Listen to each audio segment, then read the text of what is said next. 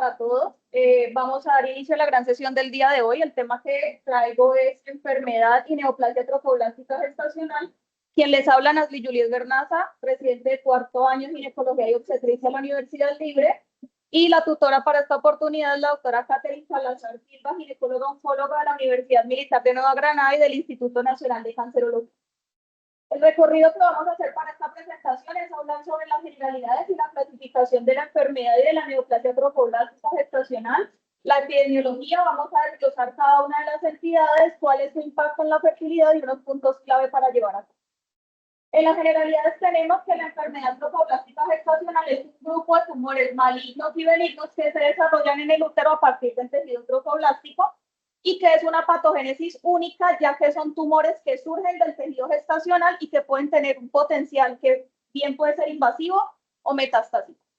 Para la clasificación tenemos que la enfermedad trofoblástica gestacional comprende condiciones benignas en el 80% de los casos, donde tenemos la mola completa, la mola parcial o incompleta y el nódulo del sitio placentario, condiciones premalignas o indeterminadas, como el nódulo del sitio placentario atípico, y condiciones malignas o metastásicas hasta en un 15%, donde tenemos la mola invasora, el coriocarcinoma, el tumor trofoblástico del sitio placentario y el tumor epitelioide, que en conjunto hacen la neoplasia trofoblástica gestacional. Condiciones que bien pueden derivarse en el 50% de los casos de un origen postmolar o en el 50% restante de un origen no molar, que bien puede ser un 25%. Posterior a un aborto, un embarazo ectópico y el 25% restante después de un embarazo de condiciones normales. Epidemiológicamente hablando, tenemos que en América del Norte la incidencia de molidatiforme es de 1 a 2 casos por cada 1.000 embarazos, mientras que el coriocarcinoma es de 3 casos por cada 100.000 nacimientos. Para Brasil y Asia, una incidencia de mola de hasta 6 casos por cada 1.000 embarazos, y de coriocarcinoma de hasta 23 casos por cada 100.000 partos, y para Japón una incidencia de mola de 1 caso por cada 500 embarazos.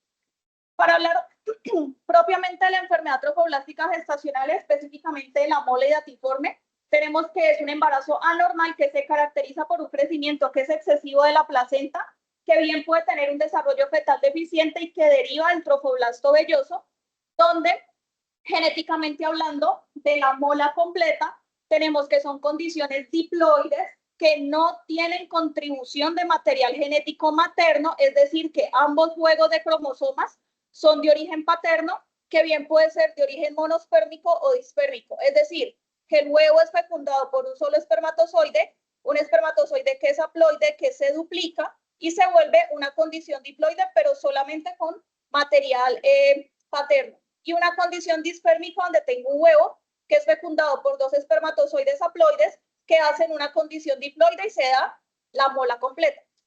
¿Qué es importante tener en cuenta? Que bien uno diría, si son condiciones de padres, pues yo bien puedo ser XX, XY o puedo ser YY. Pero en el estudio histológico de los cariotipos de estas molas, todos han sido componente femenino, es decir, 46XX, y en algunos casos XY. No se han encontrado condiciones de cariotipo YY, por lo que se presume que no son viables, es decir, que finalmente ni siquiera llegan a una mola. ¿Qué es importante observar?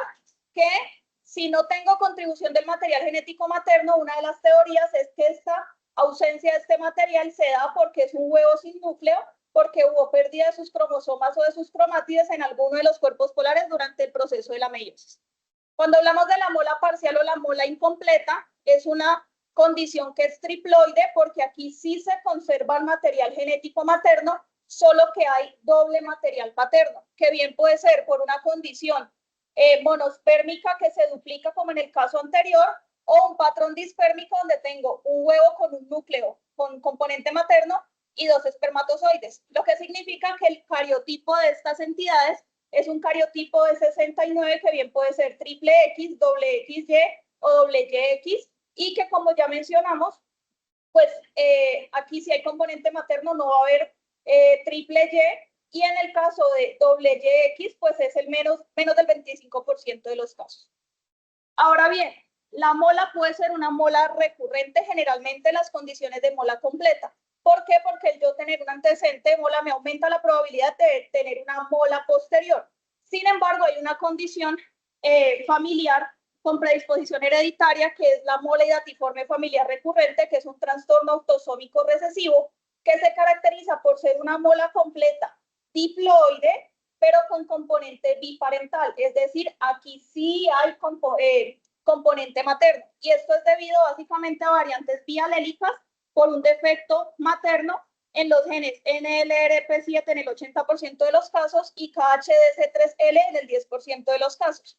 Como esta es una condición hereditaria donde sí tengo una alteración genética materna, generalmente no se logran embarazos normales. Por lo tanto, estas maternas, para poder tener un desarrollo normal de embrión, deben propender por una donación de ovocitos.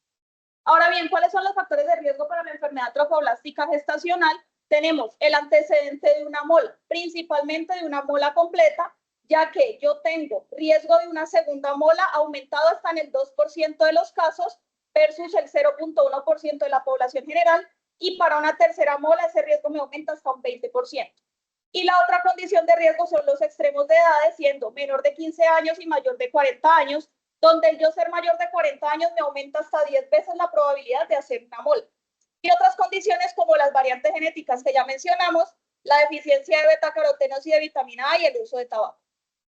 El diagnóstico, básicamente, hay que tener en cuenta, como ya mencionamos, que las molas se caracterizan por una proliferación trofoblástica descontrolada, lo que se va a traducir en una mayor producción de HCG, donde yo tengo una mola completa con niveles de HCG por encima de 100.000 miliunidades litro y una mola incompleta generalmente con menos de 100.000 miliunidades litro, teniendo en cuenta que hay una menor hiperplasia trofoblástica en la mola incompleta. Pero además hay unas diferencias en los hallazgos ecográficos, donde tengo que la mola completa presenta un patrón vesicular con vellosidades hidrópicas, que es lo que conocemos como el signo de la tormenta de nieve o el signo del panal de abejas, y la mola parcial son cambios quísticos focales de la placenta, donde bien yo puedo tener un feto que no es viable, porque la mola parcial puede tener feto porque tenemos componente materno, y hay un aumento de la relación de los diámetros del saco gestacional, y todos estos signos son dependientes de la edad gestacional del embarazo. Además, en los signos clínicos, por aumento de la HCG, tenemos signos de hipertiroidismo, hiperemesis gravídica, condiciones de trastornos hipertensivos del embarazo como preeclampsia. Sin embargo, son embarazos pequeños, no todas las veces llegan a manifestar preeclampsia. Tenemos adicionalmente sangrados de primer y segundo trimestre, anemia y una discordancia de la altura uterina y la edad gestacional. ¿Qué es lo que hace que haya menos presencia de signos clínicos? Básicamente que cada vez los estudios de la HCG son más sensibles, y hacemos ecografías más tempranas, por lo tanto llegamos a diagnósticos más tempranos, lo que hace que la presencia de signos y síntomas sea rara, y es por esto que la NCCN recomienda que para yo poder establecer el diagnóstico de una enfermedad trofoblástica, debo tener en cuenta la historia clínica completa con todos sus antecedentes por el riesgo de repetir una mola, el examen físico, los niveles de HCG, la ecopélvica, la química sanguínea y una placa de tórax por el compromiso pulmonar, que más adelante vamos a ver. Ampliando sobre la sobre la HCG, pues tener en cuenta que forma parte de las hormonas glucoproteicas como el LH, FSH y TSH, que comparten su unidad alfa y que tiene unas isoformas. Tiene una isoforma heterodímera que es producida por el cito y el sincitio trofoblasto, por las neoplasias trofoblásticas, por las células germinales, por eso vemos HCG en algunos tumores de ovario y algunos otros tumores somáticos. La isoforma hiperglicosilada, que es producida por el citotrofoblasto, que básicamente se relaciona con la capacidad de crecimiento y de invasión, y algunas otras variantes por degeneración enzimática, donde tenemos las subunidades beta y alfa libre, las HCG melladas, entre otras. Y el inmunoensayo que se lleva a cabo en laboratorio es un inmunoensayo tipo sándwich, que básicamente lo que hace es evaluarme la subunidad beta, la HCG intacta y todas estas variables que hemos mencionado, donde pueden identificarse niveles séricos tan bajos como de 2 miliunidades litro y niveles en orina tan bajos como de 50 miliunidades litro. Sin embargo, es importante tener en cuenta que los falsos positivos y los falsos negativos de estos análisis de HCG se relacionan con algo denominado efecto gancho, donde simplemente hay una saturación de los anticuerpos y evita la formación del sándwich, lo que hace que se pueda sobreestimar o subestimar el valor de la beta.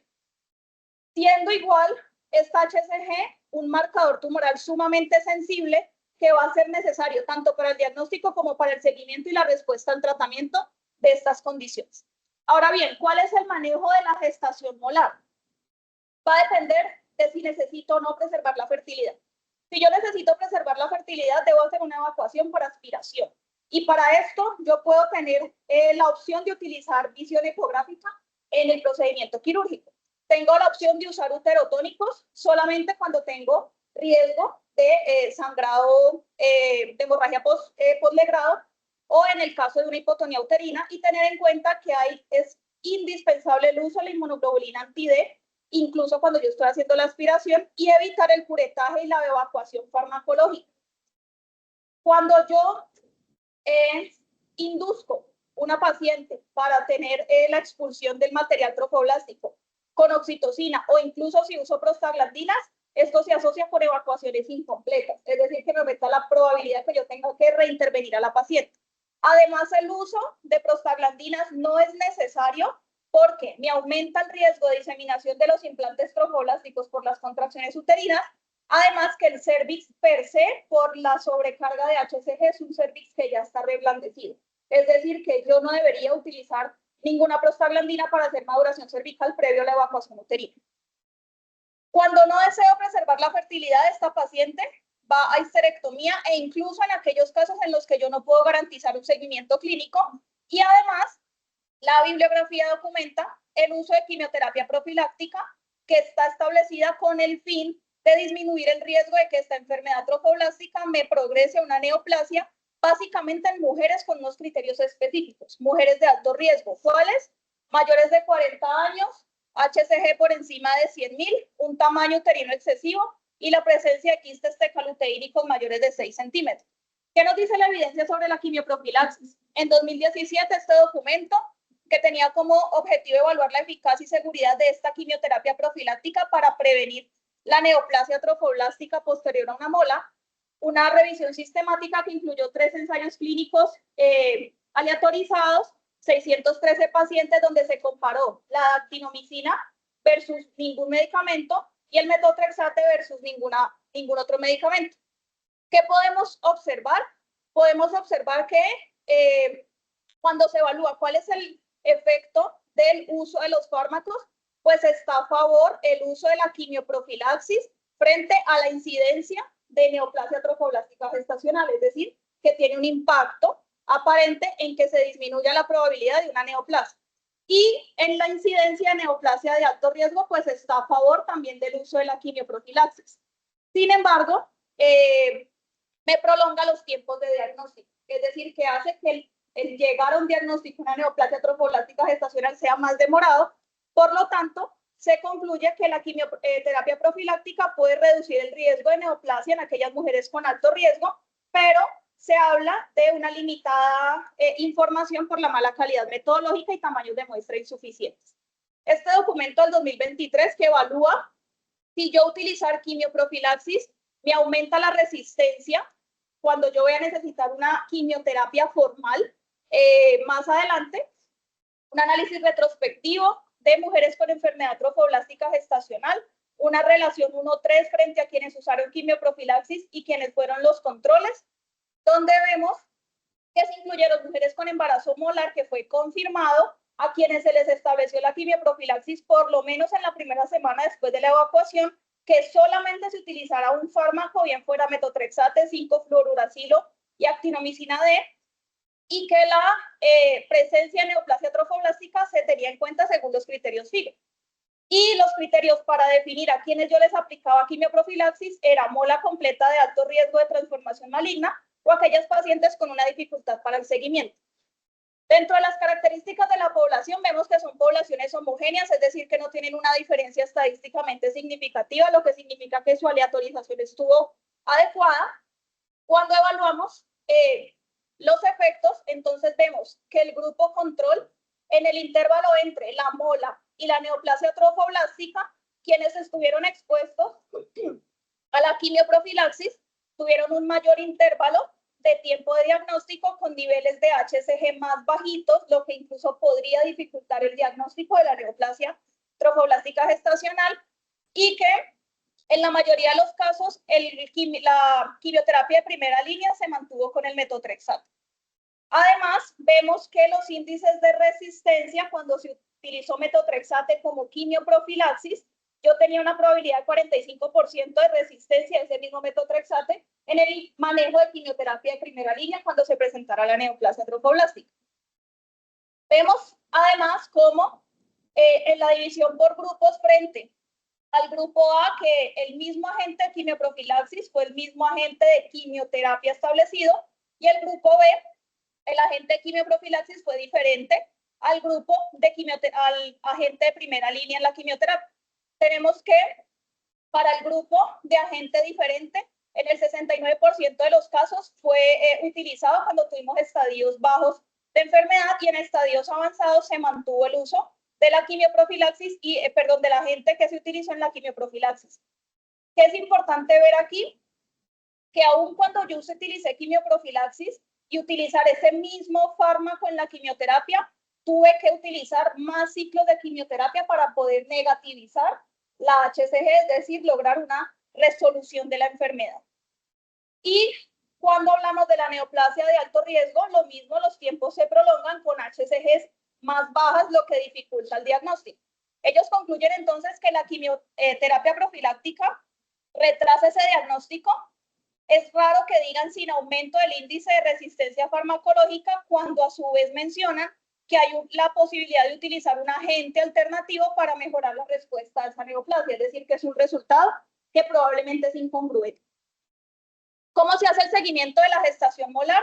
Tenemos de que la vigilancia postevacuación es el parámetro fundamental para identificar el desarrollo de una neoplasia, y que es por esto que se deben tener en cuenta hacer un adecuado seguimiento, y ese adecuado seguimiento va a variar, depende de qué tipo histológico de mola tengo yo y bajo qué guías me estoy manejando. Observando aquí que hay diferentes parámetros para COG, para la NSCN, para la misma FIGO, para el Reino Unido e incluso para el Centro de Enfermedad Trofoblástica Gestacional, difieren en la forma de seguimiento, lo que hace que sea más difícil incluso mantenerlo, pero hay unos puntos importantes a tener en consideración. Primero, conocer que la incidencia general de la neoplasia es hasta el 20% cuando yo he tenido una mola completa y hasta el 4% cuando he tenido una mola parcial. Que el riesgo de que yo me convierta en una neoplasia depende también del tiempo en el que yo normalicé mi HCG después de la evacuación. Que si yo normalizo mi HCG por debajo de los 52 días, tengo una probabilidad de mola completa de 0.3% y de mola parcial de 0.2%. Es decir, aún a pesar de eso, es una incidencia baja, lo que significa que el manejo es suficiente. Pero si tengo por encima de 52 días, la probabilidad de mola completa me aumenta al 0.3% y de mola parcial al 0.03%. En los tiempos de seguimiento, pues hay que tener en cuenta que posterior a la HCG normal, conociendo la probabilidad de que progrese a una neoplasia trofoblástica, la mola completa se debe seguir hasta 3 meses después de que yo normalicé la HCG y la mola parcial hasta 1 mes después de normalizar esa HCG. Y cuando se lleva a histerectomía, se debe realizar el seguimiento por el riesgo de una metástasis oculta hasta en el 40% de los casos.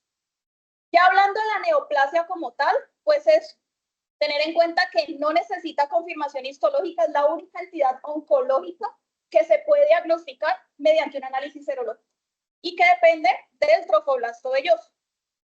En la genética de la neoplasia hay que tener en cuenta que pueden surgir estos tumores bien de una gestación molar o de una gestación no molar, es decir, que su histología va a depender de cuál fue el embarazo de origen.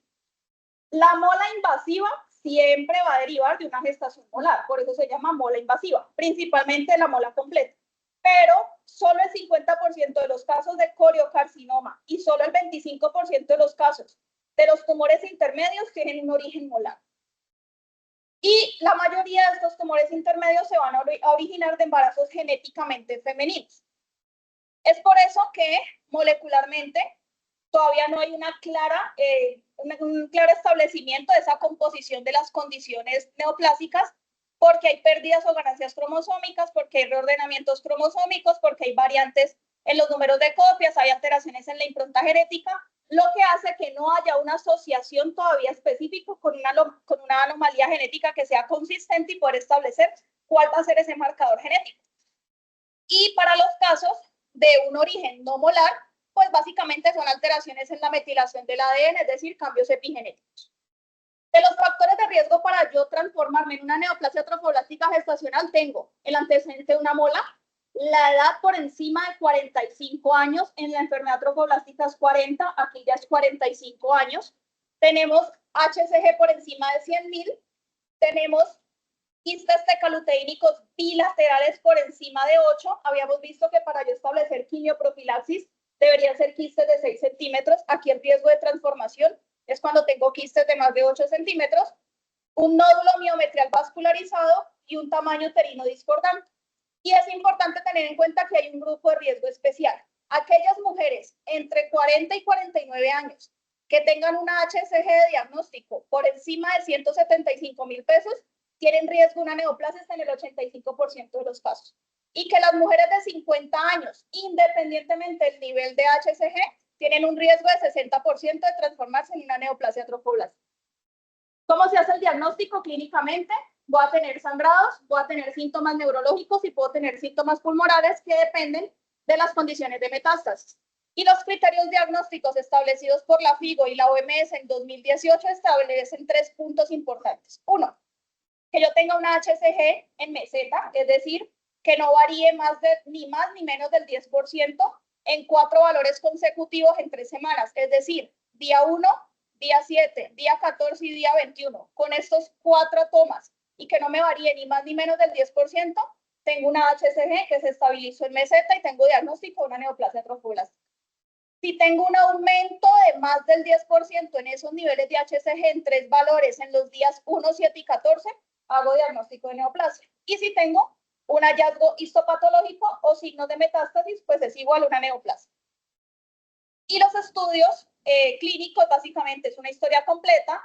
La TAC de tórax, aunque la FIGO recomienda que sea una placa de tórax simple. ¿Por qué? Porque la TAC de tórax me puede evidenciar micrometástasis irrelevantes hasta en el 40% de los casos, que cuando se han evaluado frente a la respuesta farmacológica no cambian y no aumentan, no afectan el pronóstico de vida. Sin embargo, si yo tengo un hallazgo, una metástasis pulmonar, estas pacientes van a TAC de abdomen y pelvis contrastado o resonancias del contraste está contraindicado y van a resonancia cerebral. Se debe hacer ecopélvica para excluir un embarazo, evaluar pues cuál es el compromiso uterino y de los anexos, no realizar biopsia de las lesiones genitales, ya que las lesiones metastásicas tienen alto riesgo de sangrado y una química completa. Y es importante tener en cuenta que en orden de incidencia, pulmón y vagina son los principales sitios de metástasis de la neoplasia trofoblástica gestacional, seguido por cerebro e hígado. En la estratificación FIGO, que se hace con el fin de determinar cuál es la extensión de la enfermedad y asignar su sitio anatómico, tenemos el estadio 1, aquella enfermedad que está confinada al útero. Tenemos el estadio 2, aquella enfermedad que me compromete las otras partes del sistema genital femenino. El estadio 3, que me compromete pulmón con o sin compromiso genital. Y el estadio 4, que son otros sitios de metástasis donde entran las metástasis cerebrales. Y además de eso se debe establecer una escala de riesgo que está indicada por la OMS, que tiene el fin de determinar el riesgo de que esa enfermedad me progrese o de que me haga resistencia a la quimioterapia. Donde evaluamos la edad de la paciente, el antecedente del embarazo, es decir, qué tipo de embarazo fue un embarazo normal, fue una mola, fue un aborto, cuál es el intervalo de tiempo entre ese embarazo y la neoplasia, los niveles de HCG, el tamaño del tumor, el sitio de metástasis, el número de metástasis y si ya recibió quimioterapia, si fue fallida o no y qué tipo de fármacos se utilizaron.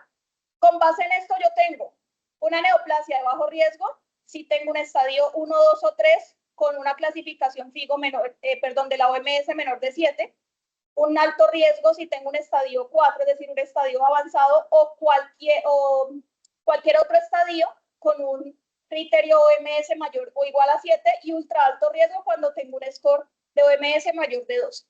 Que es importante tener en cuenta que la HCG que se menciona en este parámetro no es la HCG de la mola, es la HCG del momento del diagnóstico de la neoplasia. ¿Listo? y que estos criterios no son aplicables a los tumores intermedios, ya que estos tienen una condición especial que veremos más adelante. ¿Cómo es el manejo de la neoplasia de bajo riesgo? Aquella que es estadio 1, 2, 3 con una puntuación OMS menor de 7. Son candidatas a quimioterapia de agente único, donde utilizamos metotrexate o actinomicina D, con tasas de remisión de hasta el 90%, con rara toxicidad severa, y teniendo en cuenta que hay un grupo especial de riesgo, que son aquellos que tienen un índice de OMS que está cercano al 7, donde hasta el 70% de los casos no responden a esa quimioterapia de agente único, y estas mujeres van a necesitar quimioterapia de agente múltiple cuando yo tengo una neoplasia sin metástasis con una HCG por encima de 410.000 o una neoplasia con metástasis o coriocarcinoma con una HCG por encima de 150. Es decir, que yo tener estas condiciones me aumenta la probabilidad de que tenga una resistencia al manejo inicial. Además de eso, tengo que establecer, una vez he dado la quimioterapia, una terapia de consolidación, que es básicamente con el fin de prevenir recaídas. ¿En qué consta? En que yo debo dar 3 ciclos más de quimioterapia desde el momento en el que ya normalicé la HCG, y se da con el ciclo de medicamentos que fue efectivo para normalizarlo. Y con esto logro una supervivencia global cercana al 100%. Cuando hablo también de la de bajo riesgo y que les mencioné que hay una probabilidad de resistencia o progresión, yo puedo tener una resistencia primaria donde mi HCG aumentó después de 2 ciclos de tratamiento o se mantuvo en meseta, o una resistencia adquirida cuando yo ya había tenido una respuesta inicial y luego se positiviza. Con esto, lo que debo hacer es cambiarme de agente. Si usé metotrexate, cambio a actinomicina, y si usé actinomicina, cambio a metotrexate. O alguna otra quimioterapia de agente único como el carboplatino, si yo considero que esta paciente tiene alto riesgo de toxicidad de los otros fármacos. Si yo tengo nuevas áreas de metástasis o una meseta con una HCG alta, estas pacientes deben ir a quimioterapia de agente múltiple, que ya lo vamos a ver, y yo tengo la opción de ofrecer un manejo quirúrgico con una histerectomía o resección de las áreas de metástasis. Que es importante tener en cuenta que dentro de las alternativas quirúrgicas, una segunda dilatación y aspiración puede pensarse, sin embargo, no hay claridad de cuáles son las pacientes que deberían ser llevadas a una segunda evacuación. ¿Cómo es el seguimiento de estas pacientes de bajo riesgo? HCG semanal o el primer día de cada ciclo, con un seguimiento post-tratamiento mensual por 1 año, y es importante tener en cuenta que por lo tanto, se recomienda utilizar anticonceptivos, principalmente combinados. Bien, pueden ser orales o inyectables, pero principalmente orales. Y se considera que esta paciente remite de su condición cuando yo tengo 3 HCG normales, y el riesgo de recurrencia después de esto a 1 año es menor del 1%. Ahora bien, cuando comparamos la efectividad de la actinomicina con el metotrexate en este trabajo del 2021, vemos que se incluyeron 8 ensayos clínicos aleatorizados y 8 no aleatorizados para 1.674 pacientes, que incluyó incluso pacientes latinoamericanas, donde vemos que la supervivencia general con el uso de actinomicina D fue mayor que cuando se compara con metotrexate. Sin embargo, el uso de la actinomicina D me aumentó la probabilidad de efectos secundarios como desórdenes hematológicos, con anemia y trombocitopenia, con una probabilidad de presentación del 35 y del 7.3%, síntomas intestinales e incluso alopecia, anorexia y fatiga. Y para el metotrexate, el único efecto fue una toxicidad hepática. Por esto se concluye que hay diferencias clínicas entre usar actinomicina y metotrexate, que el régimen de actinomicina tiene un mejor perfil de eficacia, pero el régimen de metotrexate tiene menores efectos tóxicos. Por eso en la actualidad se prefiere utilizar el metotrexate sobre la actinomicina D.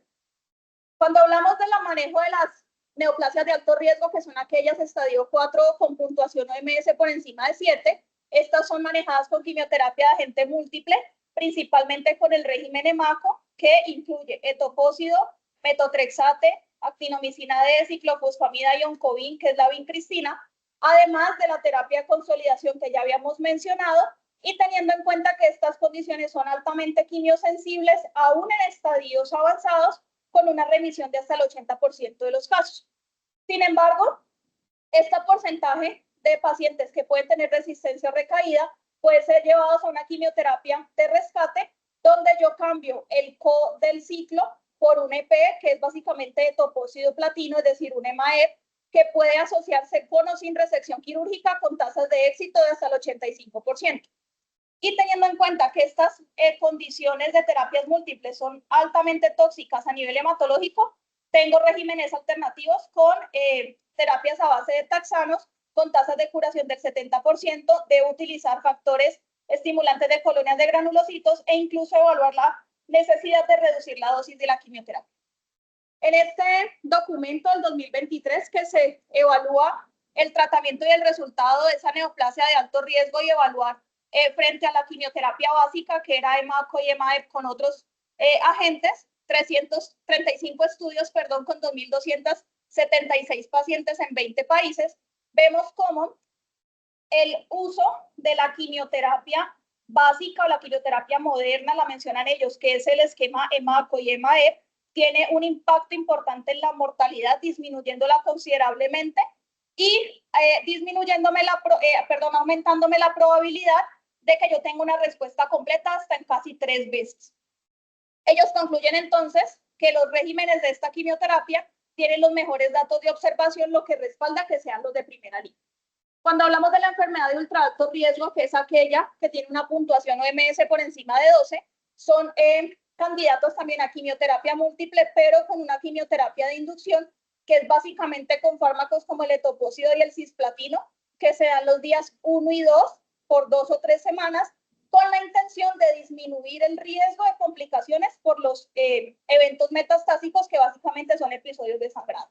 Además, el metotrexate de este esquema de terapia multiagente debe aumentarse a 1 gramo por metro cuadrado y también requiere de la terapia de consolidación, que puede incluso llevarse hasta 4 ciclos.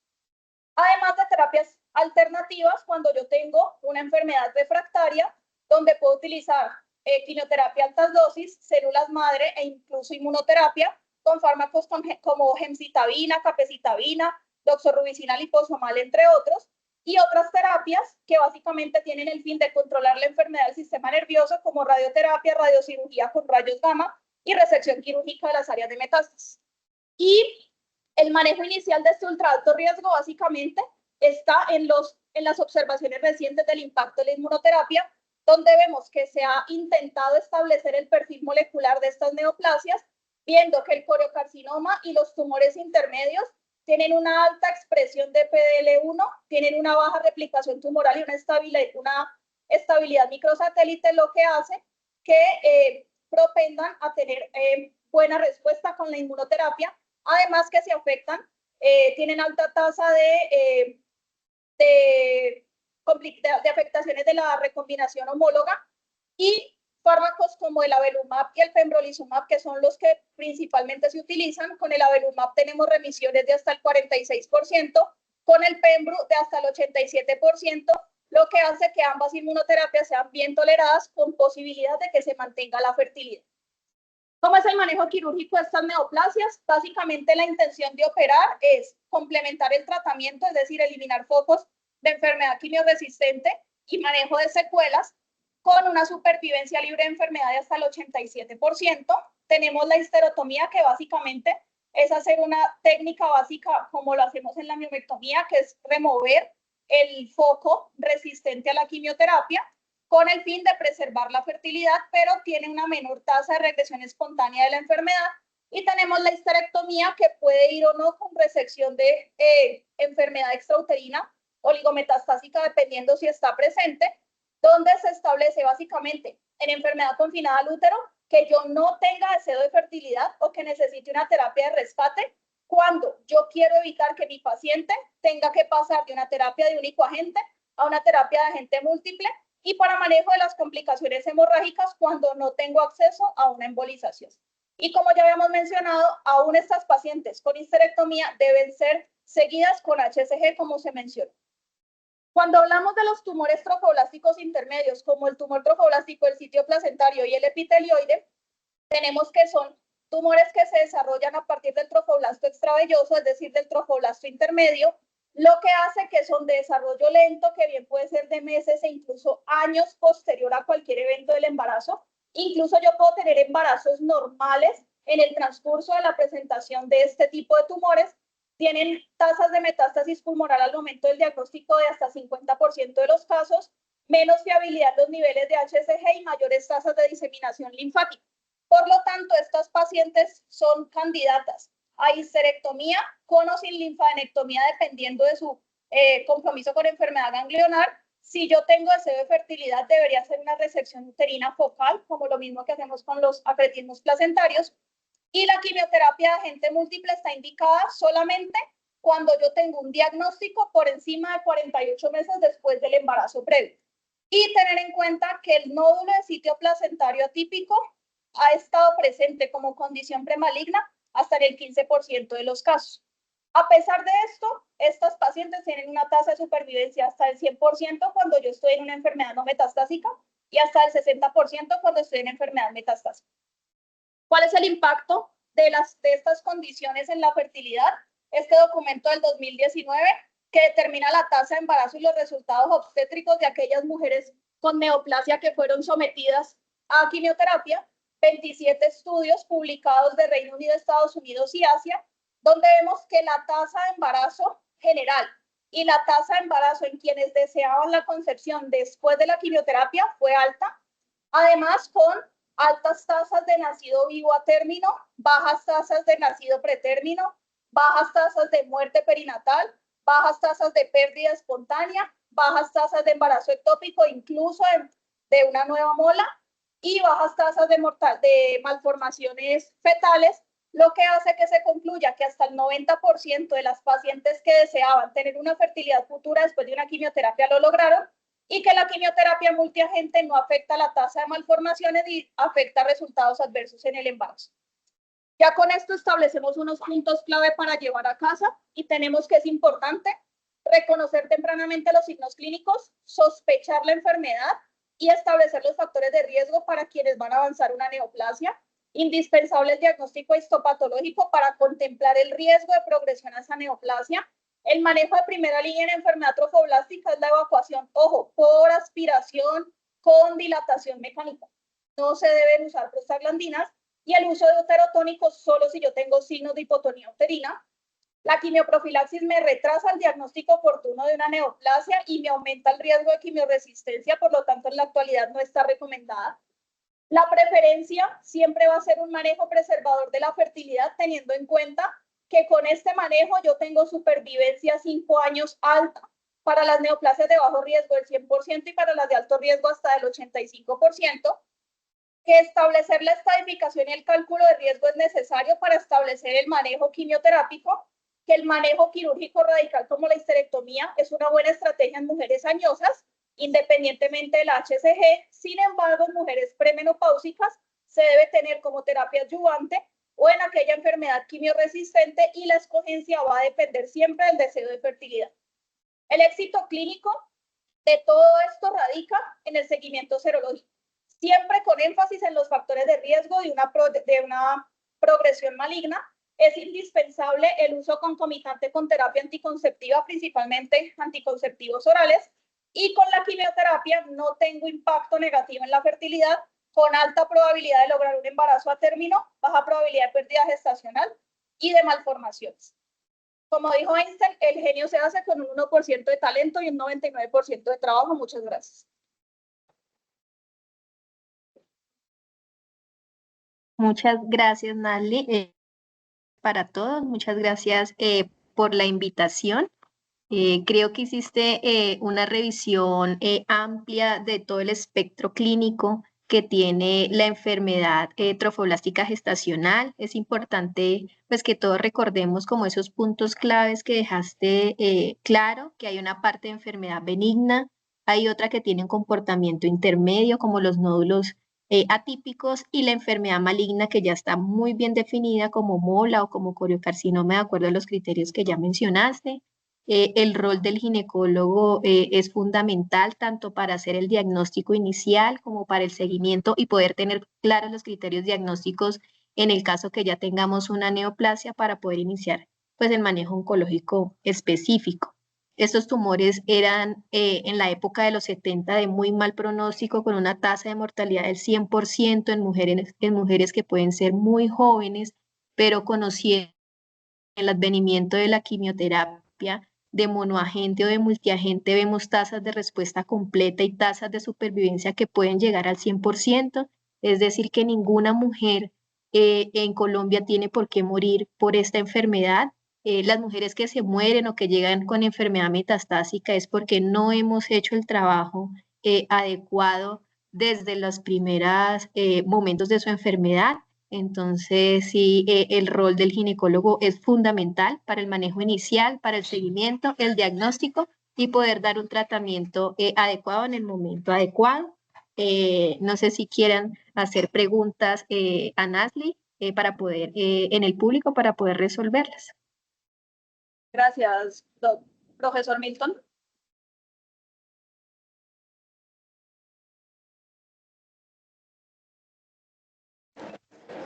Hola, buenas tardes a todos. Primero agradecerle a la doctora Catherine y a Nasli por la exposición. Como dijo la doctora Catherine, hicimos un recorrido importante por esta patología que hoy en día no la vemos como la veíamos antes definitivamente. Ha cambiado su espectro clínico, su presentación clínica afortunadamente para las mujeres.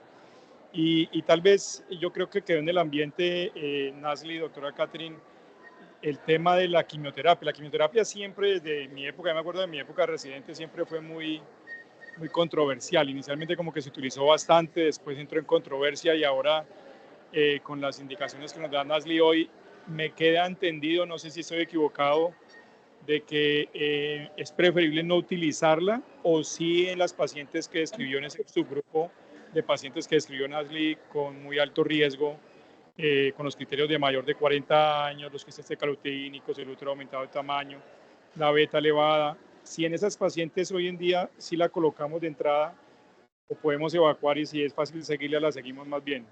Quería aclarar cómo es esto. Bien, gracias. Sí. Digamos que sí se usó en un tiempo y sobre todo por la geografía, ¿no? Porque a veces las pacientes se pueden perder y creo que fue una conducta válida en ese momento, fue más o menos hace unos 10 años, creería yo. Pero en este momento, la conducta preferida es no utilizar quimioterapia profiláctica, que es en el caso que uno evacúa una mola que tiene criterios de alto riesgo. Uno dice, bueno, yo me aseguro y mejor le pongo una dosis de metrotexate. No debería ser la conducta porque, como vimos, tiene retraso del tratamiento. O sea, si de verdad se va a convertir en una mola invasora, nos va a retrasar tanto el diagnóstico y el tratamiento. Entonces, en este momento, las molas que tienen criterios de alto riesgo no se les debería aplicar una dosis de quimioterapia profiláctica como se hizo en algún momento de la historia de esta enfermedad, pero no está recomendado.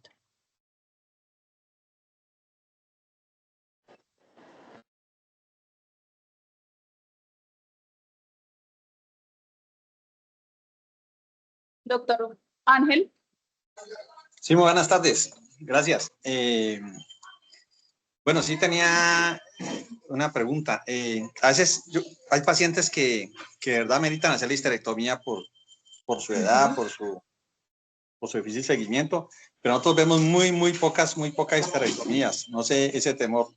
Lo otro, doctora, ese otro criterio para enfermedad neoplásica que era la la HCG persistente a los 6 meses, o sea, aparte de la meseta, aparte de la elevación, aparte de la histología, después del tratamiento, la evacuación, el tener una HCG persistente a los 6 meses se quitó como criterio. Y lo otro, sí.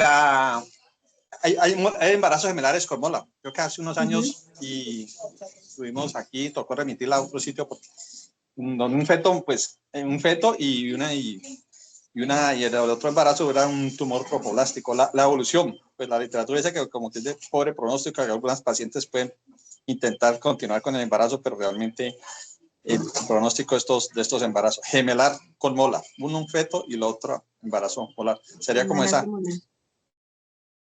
Sí, la falta de agresividad con la histerectomía, sí. el criterio diagnóstico a los 6 meses y el embarazo gemelar con mola. Con respecto a la primera inquietud, el tema de la histerectomía, de todas formas, uno debe hacer el diagnóstico, ¿no? De alguna forma. Entonces, el diagnóstico inicial, si la sospecha es alta y no sé qué, Digamos que si la paciente no desea preservar la fertilidad y es una paciente añosa, porque como vemos esta enfermedad de los extremos de la vida, o muy jóvenes o muy adultas, hacer una histerectomía con el fin terapéutico y diagnóstico no está mal y está descrito. Y en las pacientes jóvenes, pues sí, definitivamente realizar la evacuación como método diagnóstico inicial, pues es el manejo estándar, hacer una evacuación completa.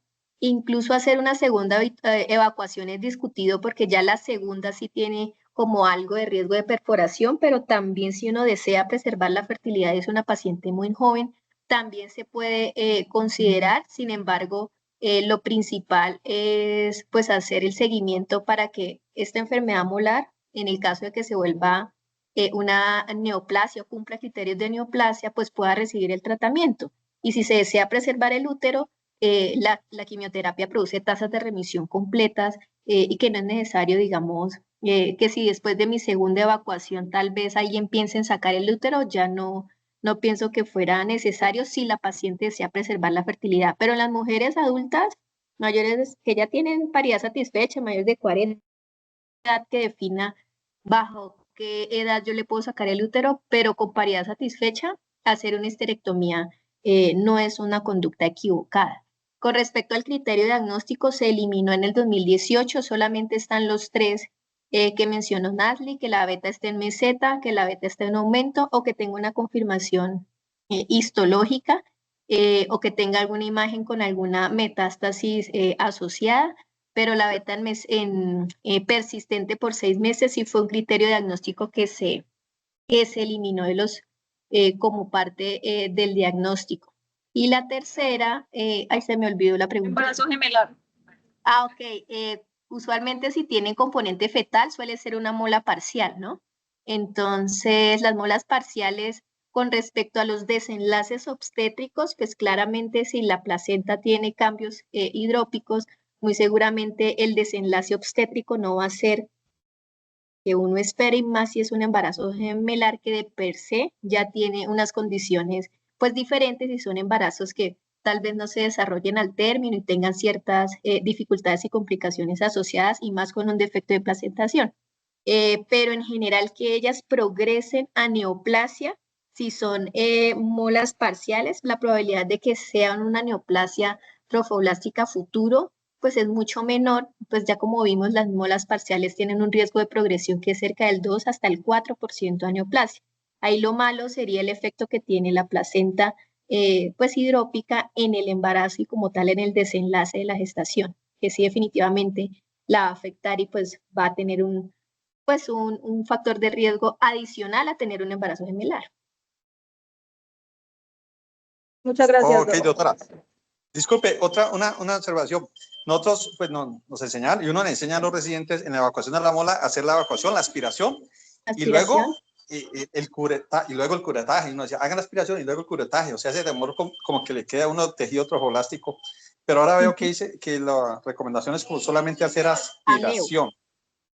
Sí, sí, señor. Pues la idea es como, digamos que la recomendación es hacer aspiración con el fin de evitar embolia trofoblasto. Entonces, tal vez la cureta haga más como un efecto mecánico en el miometrio, que pudiera, igual son como percepciones de la técnica, ¿no? Uno puede hacer con una cureta que no sea cortante, digamos que puede ser menos agresivo con la lesión en el miometrio, pero la verdad quitar y lesionar el miometrio puede hacer embolia trofoblasto. Por eso la recomendación es solo hacer aspiración, ¿sí? Como una MEU, aspiración no al hacer el curetaje pasillo. final. No hacer ese curetaje Solamente final que hace uno. aspiración, Okay. verificar la evacuación y pues para evitar las contracciones prematuras que también nos puedan conducir a una embolia trofoblasto. Se recomienda el uso de oxitocina cuando se inicia la aspiración, sobre todo en los úteros grandes, para evitar la hipotonía, pero aparte de eso, no solo como se hacen los AMEUs usualmente. Es que pues los residentes ya hoy en día ellos no ven estas molas avanzaditas que veíamos nosotros antes con esos quistes gigantes tecaluteínicos. Entonces, la recomendación, el quiste generalmente resuelve solito. Por ejemplo, si uno hace, por decir algo, histerectomía, pero el quiste no se toca, él resuelve solito. Exacto. Solo si es gigante el quiste, esos quistes que veamos como un balón de fútbol, uno a veces los funcionaba y pues por su compromiso, digamos, mecánico, pero él resuelve solo, no hay necesidad de extirparlo, ¿no es cierto? Sí, no, Pues, no, señor. Sobre todo que recordemos que esta es una enfermedad de mujeres jóvenes. Entonces, si la paciente tiene 40 años, pues el útero y el quiste, cuando bajen los niveles de beta, ellos resuelven solos. Entonces, ok, está muchas correcto. gracias. Muy Bueno. amable y felicitaciones a Nali por la exposición. Muchas gracias, profe. ¿Alguna otra pregunta en el auditorio? Aquí en el auditorio no hay preguntas, Doc, y creo que tampoco veo manitos levantadas. Bueno. Muchas gracias, Doc, por la tutoría. Muchas gracias a todos por la presencia.